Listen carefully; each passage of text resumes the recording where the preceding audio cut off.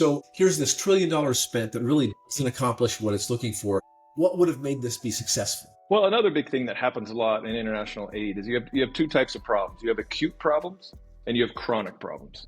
So acute typically is something like a hurricane comes and hits Texas and floods. That's an acute disaster. In those situations, the appropriate thing is to roll in there as fast as you can and hand out food, water, shelter, so that people don't have to suffer. In a chronic situation, which was the case basically with Africa and here in Guatemala, we have chronic poverty. It's ongoing. There's not some disaster going on. So in that case, the solution has to be based on that. If it's a chronic problem, we need a chronic solution. So what often happens is when we think of humanitarian work, we think disaster and we run in there and hand stuff out. And then we go to apply that to a chronic problem, right? Where there's just chronic poverty, people are suffering. Guatemala has a lot of chronic malnutrition, one of the highest in the world.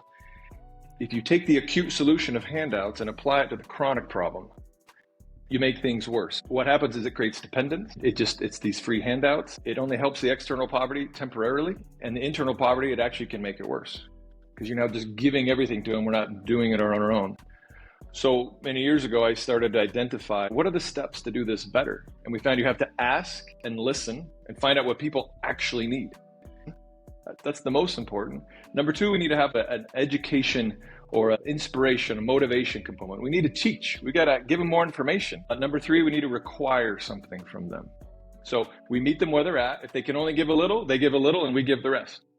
But if they can give a lot, and they just need a little, then we give a little. If you're just showing up with a box of whatever to hand out, there's no relationship. You don't really know what the problem is. You don't know if you're going to help or not. And that happens all the time. The fourth step is follow-up. We need tons and tons of follow-up.